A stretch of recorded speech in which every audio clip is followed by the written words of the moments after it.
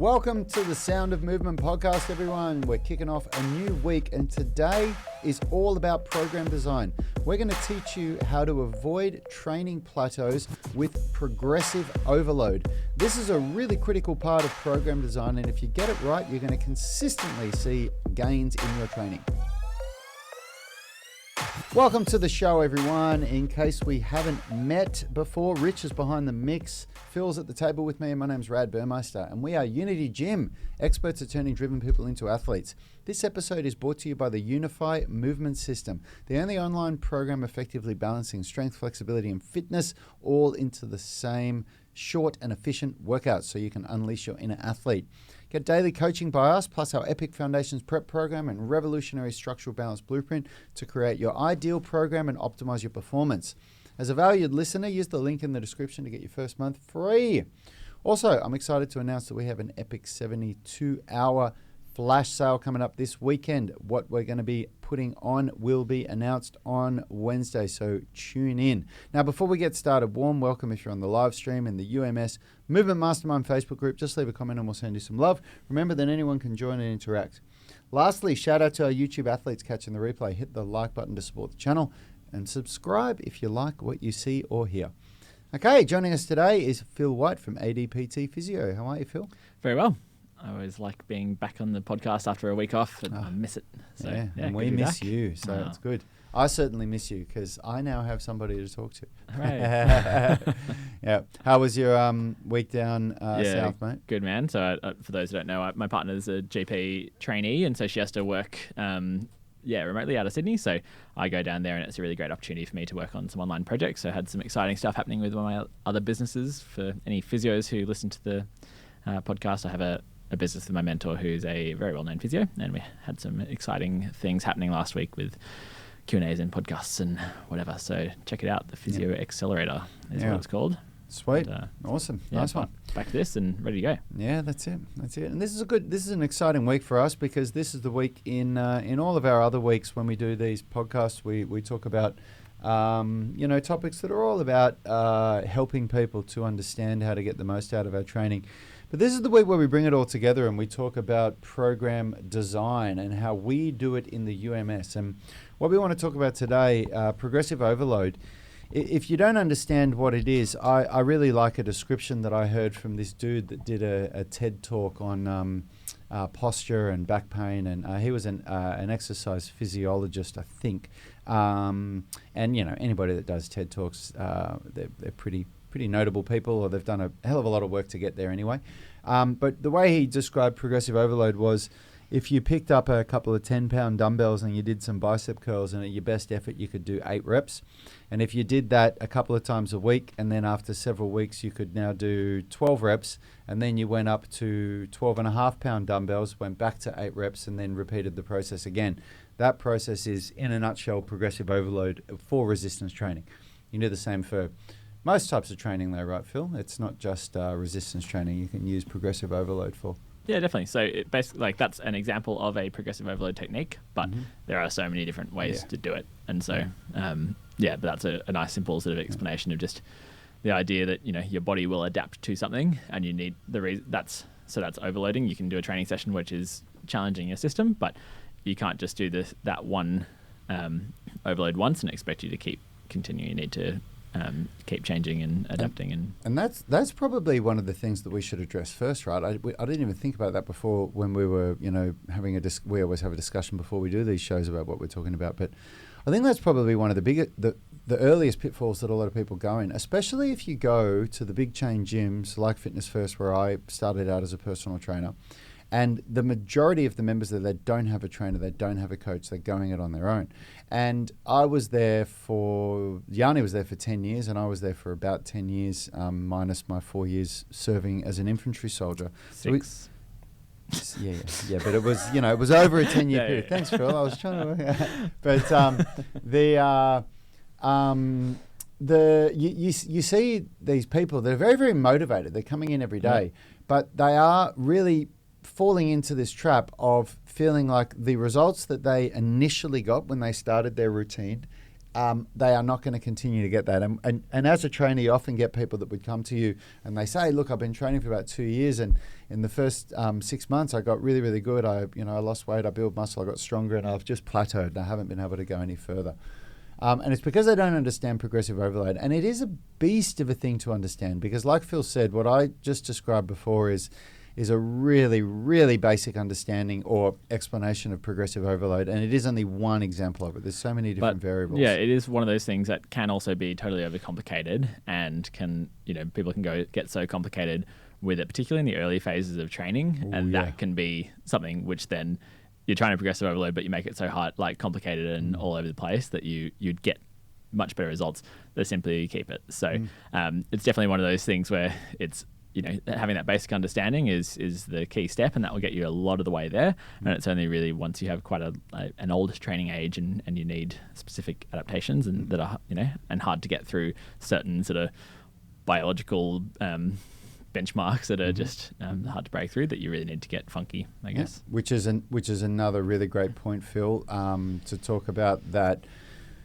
When you start out, progressive overload is quite a simple thing. It's not complicated. You don't need to be doing these crazy programs that are changing all the time. In fact, as a beginner, often people that are new to their training, they don't actually need to change up what they're doing nearly as much as somebody that's more advanced. And that's another pitfall that people on the other side of the spectrum fall into, where they think it's one of the cases that basically anything you do early on in your training will get an outsized result. You'll basically improve whatever you do. So there's lots of different programs that have all these really kind of quirky, catchy, interesting new takes on how to, progressively overload. But it's one of those things that you could, at an early training age, so when you're first getting into strength training, particularly, you could basically do anything, as long as you're decently consistent, you'll get a response. And that is because so much of your early strength increases is a neurological change, where you're basically just learning how to utilize a lot of the muscle that you already have, and that generally takes about sort of 6 weeks. So often in that first 6 weeks, especially, you'll be getting so much improvement just from basically activating these muscles, the muscle that you already have.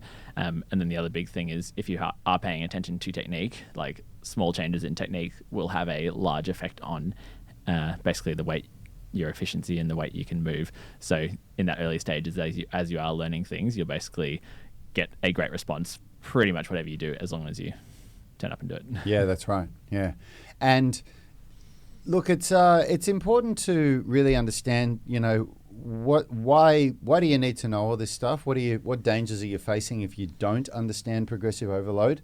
And why can't you just turn up to the gym and do something? And Phil pre-framed that there by saying, when you're new, you can just turn up to the gym and do something, and something's going to happen for you. If you go from doing nothing or next to nothing to doing a exercise regime, I won't even say a program, but an exercise regime where you go to the gym and lift weights, or you start running, or you do whatever it is, you're going to see results. But as you get better, those results will really start to decline. You will plateau. Now, what happens if you go, okay, well, I'm going to mix up what I do, and I'm just going to do something different every day. I'm just going to turn up and do something different. Or I'm going to randomize my workouts. Again, that can yield some results, but it does have a risk of injury. What we want to do is, when you do a good program, you come up with certain variables in the program that you want somebody... Just briefly, not only injury, but plateau. Yeah, that's right. Carry on. Yeah, absolutely. Yeah, I definitely tried those random workouts for a while, and I got a great result at the start, but then I got to a point, and actually the plateau with that came really quick. It was really, really... It's like your body adapts to the randomization concept, but then really, really quickly you just don't. And part of the reason is that you adapt to what it is that you're doing, which means there's this adaptation curve where if you have if the x-axis is going vertically and the y-axis is going left to right, and strength represents from left to right, so getting stronger is the axis moving to the right, and time going up is getting stronger is going up, and getting time going by is going to the right. When you actually start a new program, the research shows that your strength drops a little bit, and then through the adaptation process, it comes up to where it was and then surpasses your baseline before it starts to plateau. And a lot of the good research that I've read, at least, I always hate when people say, and the research says, but Honestly, like all the books that I've read, they refer to all the different researches that have been done over decades to bring it together, and there's so many citations in the back of it. It's enough for me that I'm reading something that's widely accepted, within the strength and conditioning community. But so I'll say it again. So the research says, but yeah, that you do have to change what you're doing. There's like this sweet spot that's generally from about a 4 to 8 week mark where you need to change. And the reason why it's a bit of a gap there is that, again, for beginners, they respond well to a longer period of time doing the same thing. Whereas the more advanced somebody, the more frequently you have to change things, right? Yeah, basically. And I think the thing is with changing, the problem that comes with this sort of randomization and this changing things too often and not having kind of continuity in your program is basically if you start to progressively overload one particular movement, and then if you spend the next month really focusing on another movement, then basically that movement that you first, so for example, if you did like a very bench press heavy, just for an example, initial program for 6 weeks, and then during that time your bench is going right up, and then but everything else is sort of you're not putting as much attention into, so you're just sort of cruising along at a getting some mild improvements in say your squat and your deadlift and your vertical push and pull, and then you go into your next program and you're like, well, I did so much bench that time that I'm not going to do it this time. I'm only going to do overhead press, and then I'm going to focus on my squat, for example. And then you spend the next 6 weeks doing so much time doing squats, and your bench press will basically come back to it will decrease because you haven't been doing much of it. And then the next 6 weeks you're like, well, I'm feeling pretty unfit, so I'm going to spend this next block really working on my fitness. And then your fitness really goes up, but then your strength for everything goes back down. Like that's an example of where you can be really doing these challenging workouts which are keeping you entertained and are interesting, but when you look at the end of that 3-month block, you're going to be like moderately fit, you're going to have a moderate bench press, and you're going to have a moderate squat that like none of them would have really moved up because you've just not actually progressively overloaded over a longer period of time. And we do have one of the people watching who said hi, which is Stephen Pellegrino, and I think he's a great example of this. He posted on the UMS online coaching group, which is the online coaching that we do, where he's part of the UMS program, and he talked about how he's just basically for the first time got, what was the movement? It was he did CrossFit for a long time, and he's just recently got, Stephen, if you're listening, help me out. What was I'm trying to remember this post because I know what you're talking about, Phil, but I can't remember was he talking about? No, he was talking about a workout. It was a workout, right? No, he said just got a 30-second L-sit for the first time in spite of starting CrossFit 20 years ago. So he's basically saying like, these are L-sits are something that you would do in CrossFit, and you trained really hard in CrossFit for a long time, but because you're constantly changing your stimulus, and one WOD might be really fitness focused, and then you might have a regionals which is really fitness focused, then the next one's really strength focused. Like if your goal is an L-sit and you're spending your whole time kind of spending all this energy not going towards your goal, then you're not actually progressively overloading. You're working really hard, you're working your butt off, but because you're getting so much variability in your stimulus, you're not actually progressively overloading the particular movement or the particular skill or strength that you want. So that's why I think it's so key, which we talk about a lot in this podcast series about getting your mindset right, getting your goals right, and think like, what is it that I actually want to achieve long term?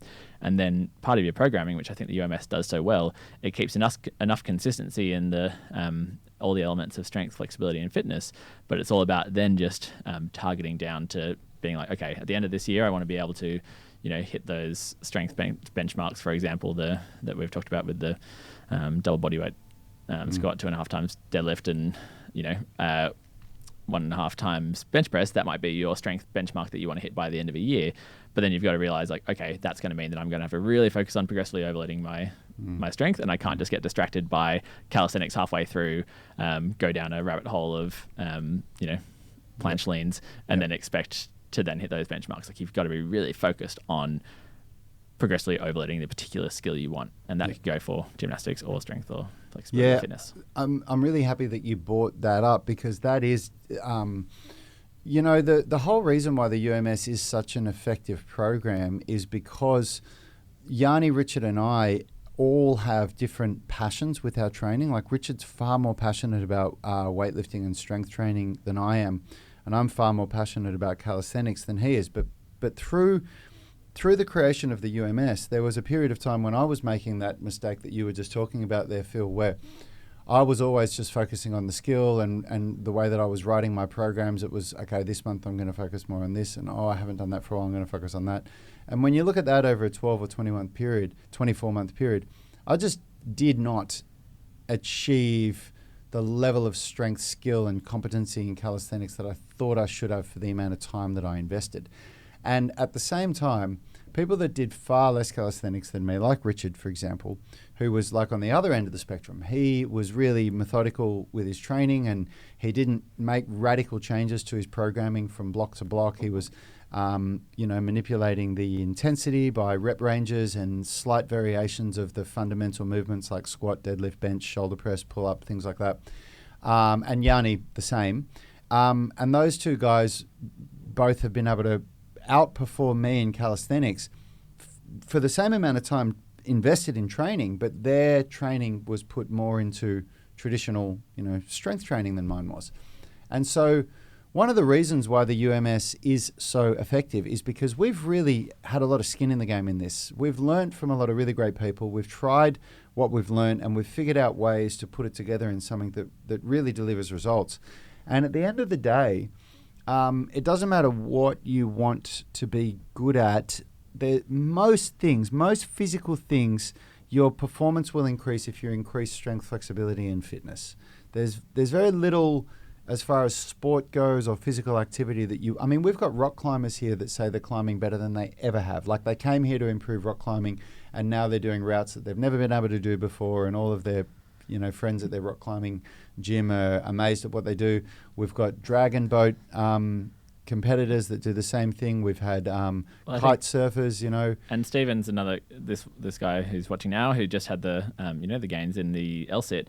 He's also saying another win for the UMS is after not running 5K or anything over about half a mile since August in 26 minutes, he ran one today in 24 minutes and 45 seconds. Wow. So it's another really good example of it. Like he's not aiming for training, that, running, but because you're getting consistency in fitness, strength, and mobility, then like everything else is going to be sort of bumped up. But that's not where he's put his particular focus. And if he did a UMS version where the focus was more on getting prepared for running, where there was a bit more focus on the fitness elements, maybe some more single leg strength and more runs into the program, then obviously that would be something that would really progress. But this is just so the fitness level is just generally gradually overloading, but he's talked about it's the isometric what's it called? Strength formula. The isometric strength formula that he really focused on for the LSITs, and it was a really quick and easy goal that he's achieved. Yeah, when you follow a good formula like that, Stephen,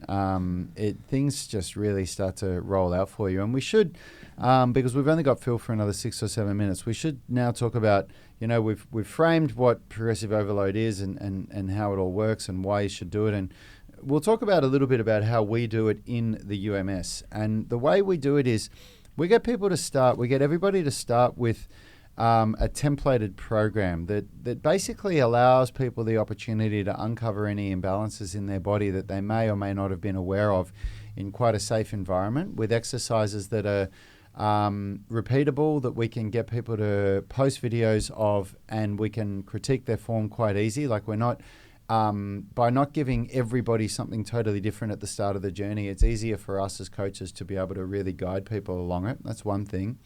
And the other thing is that the progressive overload for those first 3 phases is very simple. It's not like, going from an incline bench to a low incline to a flat bench, for example, going from front foot elevated split squat to a flat split squat to a rear foot elevated split squat. Like these are small variations in the exercise that not even necessarily are more difficult than the last one. It's just a variation of it that prevents you from plateauing, but also allows you more time in nailing the technique in the basic movement patterns.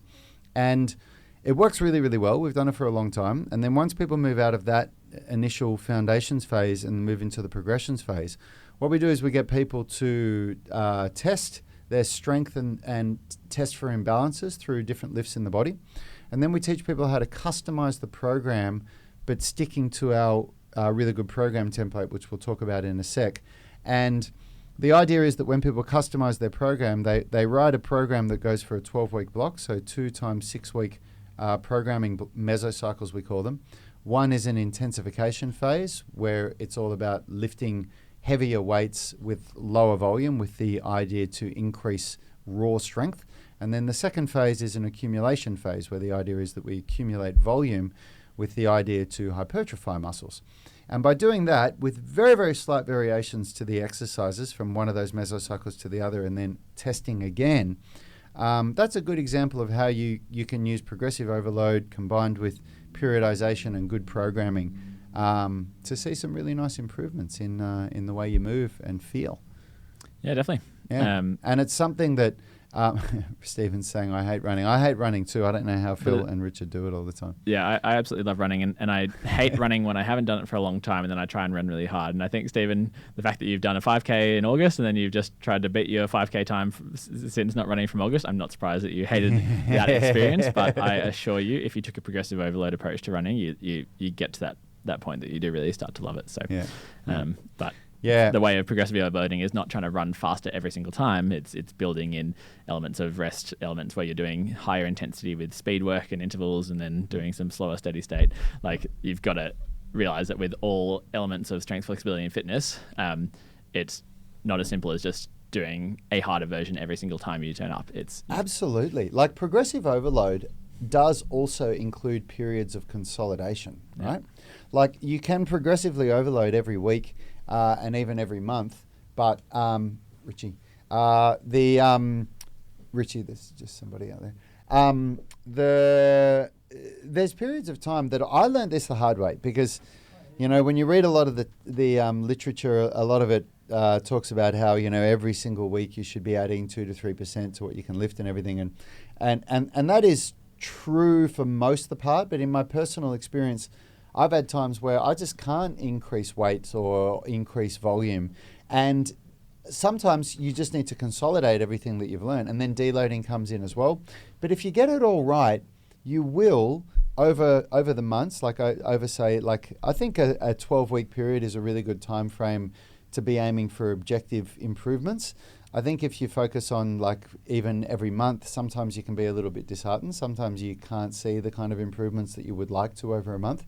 But if you do it right, usually over 12 weeks, you should be able to see a nice change, I think. And I think the last thing to talk about with progressive overload is basically, like, motivation and consistency with training, where it does really help to see gains. And that's why I think the testing weeks every 6 weeks is such a nice way of being able to test things. But sometimes people get into that trap of thinking that, like, if I'm not consistently overloading it, then there's kind of no point.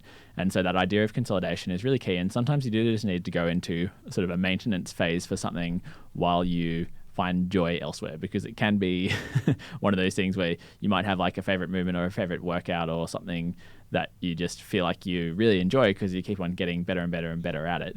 But when that dries off and you end up just plateauing for a while, like, that can be quite disheartening. And so some people just go for the, like, oh, I'm not getting any better anymore, I can't be bothered, and stop. Yeah. And I think it's so key to understand that, like, it's okay to not constantly feel motivated by the same thing, and you're not going to always have this linear progression. And sometimes you do just need to consolidate, which means keeping that intensity up, but maybe dropping the volume and putting a bit of focus into another element of training just to keep that fire burning that motivates you to have your whole training habit. Because I know with me, like, my motivations do often change, where I go through phases where I just want to surf every day, and then I go through phases where I just want to play beach volleyball, and then I just want to cycle, and then I want to get really into weights. And I know that what's been really important for me is, in the past, I've just let things totally drop off if I get into one particular thing. And what I think is so key is just to try and how I've changed my full training approach is, even if I do get really obsessed with one thing, I'm going to keep a base level of strength, flexibility, and fitness by keeping the basic of the UMS going and just hitting maintenance levels, because I know that my passions are somewhat elsewhere. Yep. So. Yeah, and it is I think for me, that's a really important reason to deload as well. I find sometimes some of our members come in that are really, really consistent, but they're just so dedicated to achieving some kind of a goal. And in all honesty, it's usually around weight loss. It's usually people that want to lose weight. They really don't want to deload, and they just want to push hard every day and every week.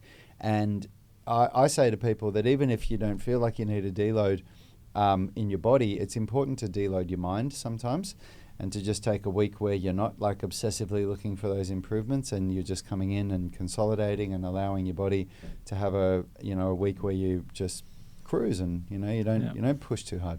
Anyway, I hope you guys got something out of that. We're going to be talking about exercise programming and how we do it so well in the UMS all week this week. We've got different topics each day, so make sure you tune in. Thanks, Phil, for coming on the show. Yeah, and if you are watching live, do make sure you say hi, which is really nice to see.